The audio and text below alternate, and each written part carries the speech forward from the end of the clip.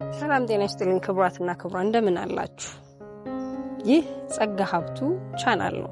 ዛሬ ስለ ቡሊንግ ወይም ደግሞ ጉልበተኝነት መንስኤ፣ መገለጫ፣ ተጽዕኖ፣ መፍትሄ በዚህ ቪዲዮ ለመመልከት ወደናል። በተለይ ጫና የሚደርስባቸውን ሰዎች እንዴት ማገዝ እንደምንችል በቪዲዮ መጨረሻ ላይ እንመለከታለን። ለቻናሉ አዲስ ከሆኑ ሰብስክራይብ ያድርጉ፣ ላይክ እና ሼር በማድረግም ድጋፎን እንዲገልጹልን ከወዲሁ እንጠይቃለን። መልካም ቆይታ። ቡሊንግ ማለት ጉልበተኝነት ወይም ደካማን የማጥቃት ሂደት ልንለው እንችላለን። አንድ ነገር ቡሊንግ ለመባል 3 ነገሮችን ያካትታል። አንደኛ ድርጊቱ በተደጋጋሚ የሚፈጸም ከሆነ ነው። ሁለተኛ ሆነ ብለው የሚያደርጉት ከሆነ፣ በሶስተኛነት የኃይል መፋለስ ወይም አለመመጣጠን ሲኖር። የጉልበተኝነት ምክንያቶች የመጀመሪያ የሌሎች የበላይ የመሆን ፍላጎት ነው። በልጦ ለመገኘት ሲፈልጉ ሰዎችን አላግባብ እስከ ማጥቃት ድረስ ሊደርሱ ይችላሉ። 2 የበታችነት ስሜት ለመግታትም ሰዎችን ቡል ሊያደርጉ ይችላሉ። በሶስተኛ ደረጃ የተሻለ ስሜት እንዲሰማ መፈለግ ነው። ሰዎችን በማዋረድ የተሻለ ስሜት እንዲሰማ ሰዎች ሊፈልጉ ይችላሉ። ሌላው የአዘኔታ ወይም ርህራሄ ማጣት ነው። የቁጣ፣ የፍርሃት፣ የቅናት ስሜትም ሰዎችን ቡል ለማድረግ መነሻ ሊሆኑ ይችላሉ። የመጨረሻ እነዚህ ሰዎች ቀድሞ ቡል ተደርገው ወይም ተጠቅተው ከነበረ እነሱ ደግሞ በተራቸው ብቁ ነን ብለው ሲያስቡ ሌሎችን ሊያጠቁ ይችላሉ።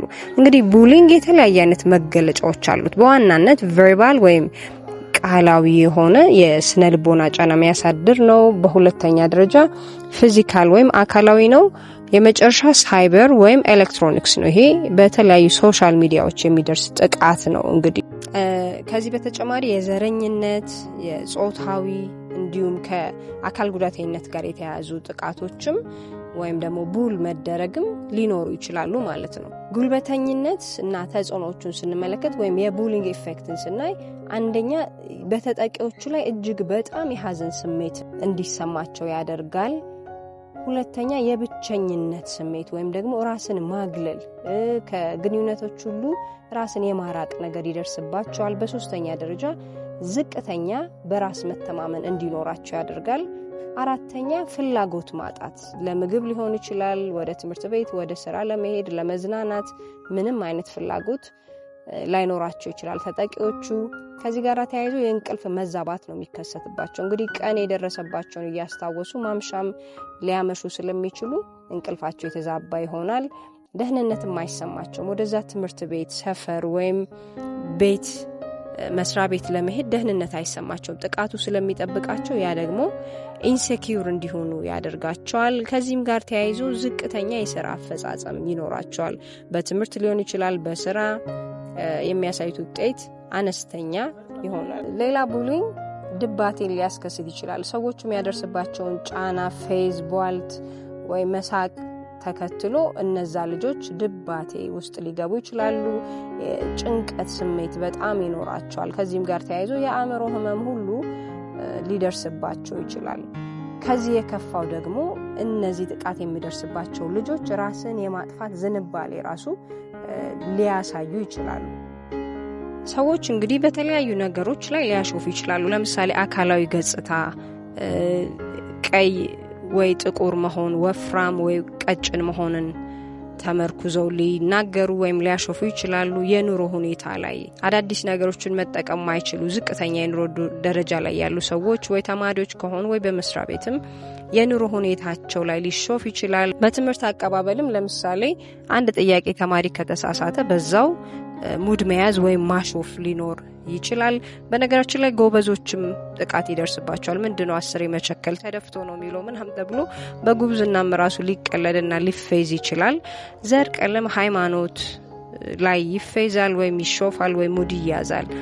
እንዲሁም ስብዕና ጋር ተያይዞ በጣም ዝምተኛ የሆኑ ልጆች ወይ ስርዓት ያላቸው ምንላቸው ልጆችም ሳይቀር ሊሾፍባቸው ይችላል። እንደውም የበታችነትም እንዲሰማቸው ያደርጋል። ያ ባህሪያቸው አካል ጉዳተኝነት ላይም ሰዎች ሊያሾፉ ይችላሉ። ከ12 ዓመት እስከ 17 ዓመት ያሉ አዳጊ ልጆች 37% የዚህ የቡሊንግ ተጠቂዎች ናቸው። እንግዲህ ከነዚህ መካከል ደግሞ 30% የሚሆኑት በተደጋጋሚ ጥቃቱ እንደሚደርስባቸው ነው እንግዲህ ጥናቶች የሚያመለክቱት።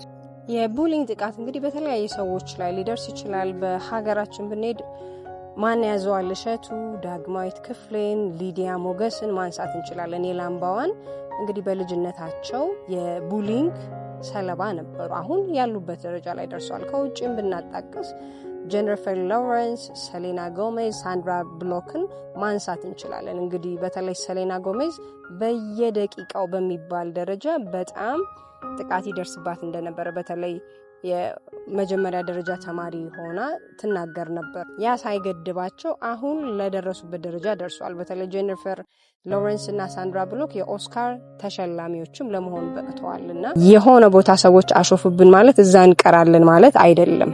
ግን ሳናውቅ የምናደርግ ሰዎች ካለን ደግሞ ከዚህ ድርጊት መቆጠብ አለብን።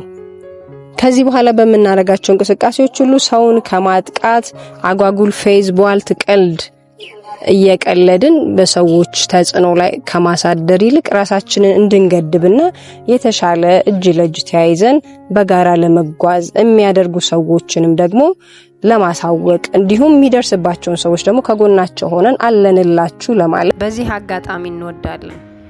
ቡሊንግ የተለያዩ መገለጫ ምሳሌዎች አሉት። ለምሳሌ ስም በመጥራት ማፌዝ ሊሆን ይችላል። ሳቅ፣ ስላቅ፣ ሹፈት፣ እንደው ባትመጡ አይነት አቀባበል፣ ምስጢርን ማባከን፣ በደጉ ጊዜ የተነገራቸውን ምስጢር ለብዙ ሰው ሊያባክኑ ይችላሉ።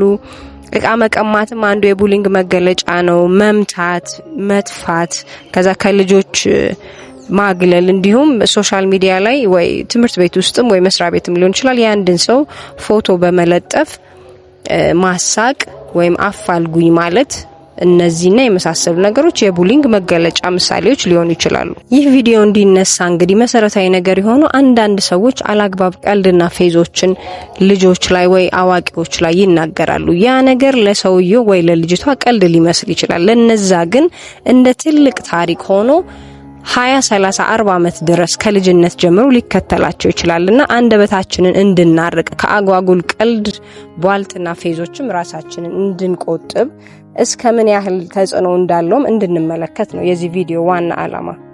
ጉልበተኝነትን ወይም ቡሊንግን ለመከላከል የተለያዩ መፍትሄዎች ተጠቁሟል። የመጀመሪያ ልጆችን ማሳወቅ ነው። እንደዚህ ሊደርስባችሁ ስለሚችል ተጠንቀቁ ብሎ ልጆችን ማሳወቅ፣ በግልጽ ማውራት ነው ምን እንደገጠማቸው። አሁን በብዛት ወላጆች ወይ መምህራን ተማሪው የቤት ስራ አልሰራም ሲል፣ ትምህርት ቤት አልሄድም ሲል፣ ምግብ አልበላም ወይ እንቅልፍ አልተኛም ምናም ሲል ልጅማ ተበላሽቷል ምናምን እንላለን። ምናልባት ቡሊ እየተደረጉ ሊሆን ስለሚችል በግልጽ ማውራት ምን እየተካሄደ እንደሆነም መረዳት ያስፈልጋል። በተቻለና አቅም በፈቀደ ደግሞ በቤት ውስጥ አርአያ መሆን ነው። ልጅን ከልጅ ማበላለጥ አታይም ከሊትን ምናም ብሎ ከመናገር ይልቅ አርአያ መሆን፣ ወላጅ ራሱ ቤት ውስጥ ልጆችን አለማግለል ወይም ደግሞ ጫና አለማሳደር ይጠበቅበታል። ከዛ ደግነትና ርህራሄን ማሳየት ነው ከዚህ ጋር ተያይዞ።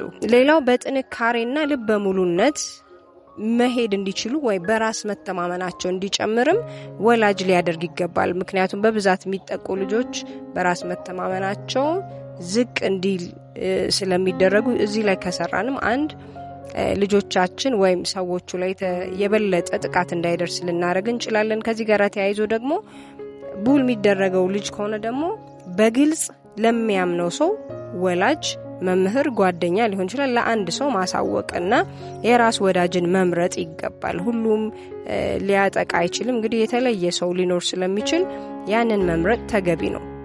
ጥቃት የሚደርስባቸውን ሰዎች ምን በማድረግ ልናግዝ እንችላለን ሚለውን ከተመለከትን የመጀመሪያ ትኩረት ሰጥቶ ማዳመጥ ነው። ብዙ ሰው ትኩረት ስለሚነፍቃቸው ጊዜም ስለማይሰጣቸው እኛ ለነዛ ሰዎች ትኩረትና ጊዜ መስጠት ነው። ሁለተኛ ያ ጥቃት መድረሱ በእነሱ ስህተት አለመሆኑን ማሳየት ነው። ብዙ ሰው በእኔ ጥፋት እኮ ነው በእኔ እንደዚህ ነው ብሎ ያስባል። ግን ለዚህ ችግር ተጠያቂው አንተ አይደለህም፣ አንቺም ተጠያቂ አይደለሽም ሚለውን መግለጥ ይኖርብናል።